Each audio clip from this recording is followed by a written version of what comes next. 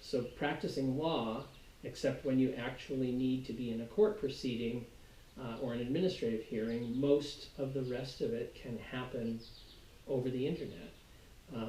So I have the kind of job where I can do that, but if I did not have a broadband connection at my house, I couldn't do it here.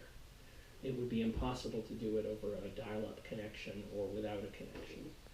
On the other hand, the difference in the quality of the access that I have with a residential connection right now in Leeds, Maine is not the same as what I have in my office in Augusta. I can be in a meeting and suddenly find that no one can hear me and I can't hear them, and I have to dial in separately on the phone because suddenly the internet is not as good as it should be. We've reached a point in our society, especially right now with the COVID-19 pandemic issues, where you have to have it in order to do your job. And if you don't have it,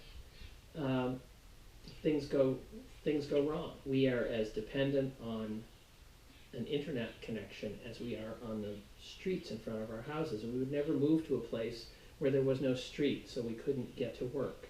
We've reached a point where you need the same thing when it comes to electronic access to the rest of the world. When you think about people who aren't as fortunate as I am in terms of having a relatively high income job, it can be impossible to afford the access that they need. So I think it's a huge driver of inequality, that if people can't have that access, it shouldn't be a luxury.